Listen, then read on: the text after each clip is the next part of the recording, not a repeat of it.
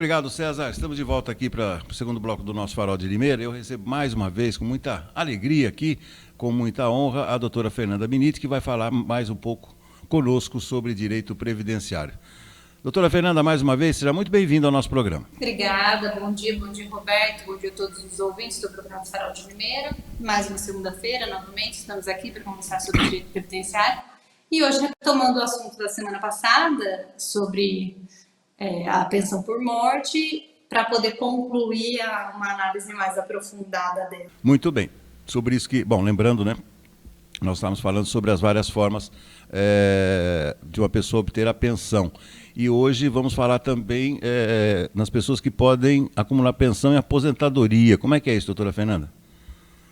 Sim, exato. É assim, antes da reforma, antes de 2019, a pessoa podia acumular, falei errado aqui, acumular na integralidade, ou seja, 100%, o benefício da pensão por morte e a aposentadoria. Então, o valor exato em que a pessoa que tinha falecido recebia era gerado a título de pensão por morte, e isso se somava com a aposentadoria. Então, ela recebia 100% dos dois benefícios. Isso já modificou desde 2019 com a reforma da Previdência e passou pode sim acumular, mas não mais na integralidade. Então, a pessoa vai receber, o dependente, aquele que for receber, ele vai optar pelo benefício de maior valor, e esse benefício de maior valor, seja pensão por morte, seja aposentadoria. Esse primeiro, de maior valor, ele vai receber sim na integralidade, ele vai receber 100%. Já o segundo benefício, que tiver menor valor, ele vai entrar numa escala de valores para saber qual percentual que vai receber. Então, o que a lei diz? Que se o benefício vai receber 60% do valor do benefício, desse segundo benefício, esse de menor valor, se do valor que exceder entre um salário mínimo e até o limite de 2. Então, entre um salário mínimo e 2, vai receber 60% desse valor que exceder. Do que exceder 2 até o limite de 3 salários mínimos. 20% do que exceder de 3 a 4. E 10% do que exceder 4 salários mínimos. Então, portanto, aqui a gente verifica que vai variar de 60% a 10% do valor conforme a quantidade de salários mínimos desse segundo benefício. Então, não recebe mais 100% de um, 100% do outro. É isso uma das grandes também modificações com a reforma da Previdência, lá em 2019, que trouxe implicação para a pensão por morte. E aí, lembrando aqui, que se a pessoa, por exemplo, ela receber os dois valores sobre o salário mínimo, aí sim ela vai receber o valor integral dos dois, tanto da pensão quanto da aposentadoria. Mas se algum dos benefícios tiver um valor maior, vai entrar nessa escala da quantidade de salários mínimos que as pessoas estejam recebendo para poder calcular se vai ser de 60% até 10% esse percentual que ela vai receber do valor da pensão. Deixa eu perguntar uma coisa. Eu sei que é uma pergunta até simplória, mas assim, digamos, numa situação assim, que me parece a mais comum. Mulher e marido. A mulher é aposentada, o marido é aposentado. São casados regularmente e o marido vem a falecer. O que acontece nesse caso? Essa aposentadoria do marido, ela passa a pertencer à esposa, nesse caso, é claro, né? Ou automaticamente a morte do marido se transformará numa pensão por morte? A morte do marido vai se transformar na pensão por morte. A antiga aposentadoria do marido que faleceu vai gerar direito à esposa receber o benefício de pensão por morte. Que ela vai se enquadrar ali nos requisitos dos dependentes, ela vai estar na primeira classe, mas respondendo de uma forma mais simples. Então, ela, preenchendo o requisito, ela vai receber pensão por morte. Ela não vai receber benefício chamado aposentadoria do ex-marido dela que faleceu. O nome agora do benefício, depois do falecimento, vai ser pensão por morte. E o valor do benefício vai ser esse valor calculado conforme esses percentuais. Então, por exemplo, se o segurado recebia, esse que faleceu, recebia, por exemplo, R$3.000, ele não vai, esses 3 mil antes da reforma, era o valor da aposentadoria da pessoa que faleceu, do instituidor da pensão por morte, daquele que faleceu. Se esses 3 mil reais antes de 2000 passava com o mesmo valor para a viúva. Então, a ex-mulher, na verdade, ela receberia esse mesmo valor. Agora, ela continua recebendo. O nome que sempre mudou, isso não tem a ver com antes ou depois da reforma, só vai mudar o título do benefício que ela recebe. Então, ela continua recebendo a aposentadoria dela, que já era dela, e o benefício que vai gerar para ela em razão do falecimento do marido é a pensão por morte, que vai ter por base a antiga aposentadoria do marido. Aí, nesse exemplo que eu dei, antes de 2019, o valor seria o mesmo. Então, se ele recebia 3 mil de aposentadoria, ela iria receber 3 mil de pensão por morte.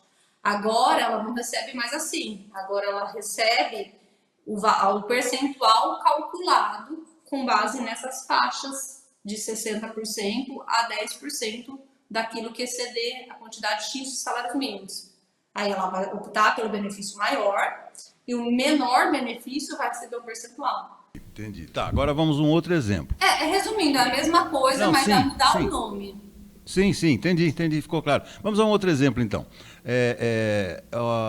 A mulher não é aposentada, mas o marido é aposentado. Digamos que ela está prestes a conseguir assim a aposentadoria. O marido morre, ela vai receber essa pensão e depois de 6 meses, 1 ano, sei lá, ela consegue a aposentadoria. Como é que funciona nesse caso, nesse exemplo, doutora? Mesma coisa.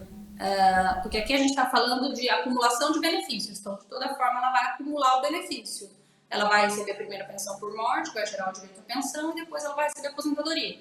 Ela vai receber os 2 benefícios, só que como nós estamos falando de acumulação de benefícios, quer seja concedido antes ou depois, qualquer um dos dois, vai entrar também nessa regra dos percentuais. Tá, e sabe uma coisa que me ocorreu hoje, quando a gente trocou mensagem a respeito da pauta do nosso programa?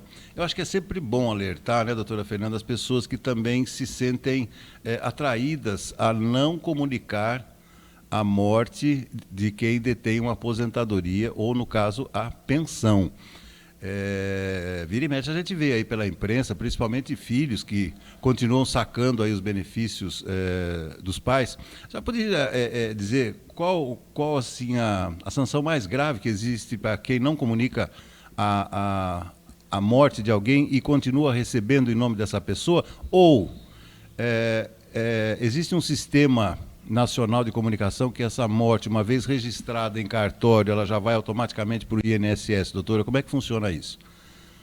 Existe o sistema, que o cartório ele é obrigado a informar, mas nem sempre isso é tão rápido. Embora exista no sistema, não quer dizer que necessariamente isso vai estar lá. Então, isso não dá o direito da pessoa ela se esquivar, ela se eximir de não comunicar o falecimento. O que pode acontecer se ela vir passar a receber, o INSS cobrar esses valores de voltas e além de configurar crime, por além do devido.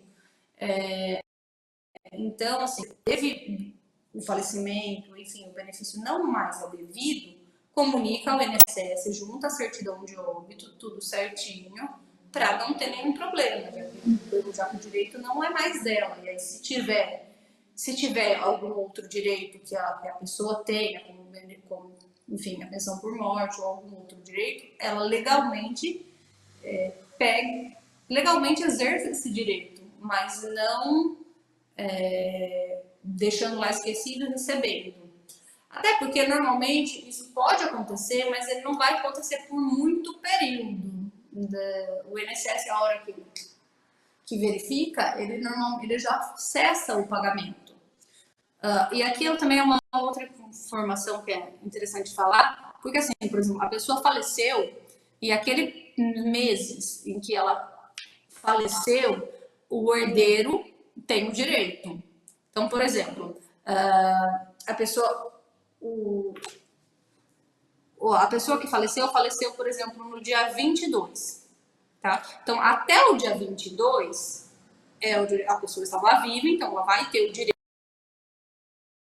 e faz recebimento desse crédito, vamos dizer assim, desse valor para o herdeiro. Se for comunicado para o INSS, muitas vezes o INSS ele vai já acessar o benefício e vai ficar com esses dias, porque ele vai tentar gerar o mês cheio. Pode acontecer isso. E aí, ele no próximo mês, ele não efetuar mais o pagamento. E aí, a pessoa tem aquele resíduo daqui eu não estou nem falando do valor para ser gerado de pensão, que seria depois, mas daquele período de aposentadoria em que a pessoa estava viva, nesse exemplo que eu dei, ela viveu do dia 1 até o dia 22 e faleceu. Então, ela não completou os 30 ou 31 dias. Mas, se não foi pago ali, o herdeiro, sim, tem o direito de receber esse crédito, esse valor desse benefício desse período. Porém, como aí já tem falecimento e tal, não é tão simples. Muitas vezes o INSS não vai pagar esse residual de forma automática. E aí vai precisar entrar com ação judicial, através do alvará judicial, para receber esse valor que sobrou esse resíduo ali. Então, o que eu estou querendo dizer? Se faleceu, comunique ao INSS para evitar a ocorrência de um crime e também a restituição, o pagamento, o INSS cobrar esses valores que foram pagos sem receber, sem ter direito, e se de fato a pessoa tinha algum direito que ela não exerceu, ela consegue obter isso. Claro, ela vai ter que através da via judicial, mas ela tem os caminhos para poder ela receber aquilo que sobrou, que faltou, ela receber, que ficou ali para ser viabilizado, vamos colocar assim. Porque eu já. Bom, tudo bem, mas assim, voltando à dúvida, né? Porque eu já vi casos em que a pessoa foi obrigada a devolver aquilo que recebeu irregularmente, né, doutora? Sim, com certeza. Isso aí. Aí fica pior, fica bem pior. Porque ela devolver, vai ficar bem pior, ela tem que devolver e vai configurar crime. É isso aí. Então é o que as pessoas falam, do barato sai caro, aquela expressão popular. Não é. E o INSS não é algo que o INSS vai. Se acontecer isso, é por pouco período. A pessoa não vai ficar recebendo por muitos anos. Então, o ideal é que não se pense, nem se cogite isso, porque vai trazer muita dor de cabeça para a pessoa, aquilo não é dela. E outra, se ela tem direito à pensão por morte, alguma coisa, existem os caminhos legais para ela continuar recebendo tudo certinho. O caminho nunca é o ideal partir para algo ilícito. Enfim, nós sabemos que acontece, mas não é o caminho indicado tanto pela sociedade e nem que traz benefício para a própria pessoa. O que pode acontecer, sim, a pessoa não sabia por ser leiga, ela não tinha ideia que aquele valor ela não podia ter sacado, ou alguma coisa assim. Aí a gente não está falando necessariamente de um crime, a pessoa não tinha consciência e tal. Mas, então, voltando, faleceu, comunica ao INSS, junta a certidão de óbito, coloca, pode vir assim para informar, ou coloca no sistema do INSS, que é digital, no meu INSS, comunica tudo certinho, não espere a providência do INSS, verifica, tem algum crédito para receber, se conseguir através do próprio INSS, tudo bem. Muitas vezes o INSS não vai conceder esse resíduo. Não concedeu, pode pedir, entrar com o alvará judicial para fazer o levantamento desse valor.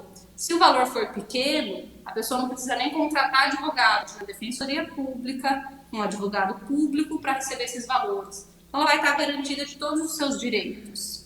E se ainda assim gerar outros benefícios como pensão por morte, ela também vai entrar na documentação e vai receber tudo certinho, sem nenhuma dor de cabeça, sem nenhum problema, e tudo regularmente. Perfeito, perfeito. Muito mais adequado, muito mais adequado. Ok. Doutora Fernanda, mais uma vez, muitíssimo obrigado pelos esclarecimentos, pela contribuição sempre valiosa aqui no nosso programa. Quero lhe desejar uma ótima semana e até segunda que vem. Obrigada, eu que agradeço. Ótima segunda-feira para todos nós. Um abraço. Fica todo mundo com Deus. Até mais. Todos nós.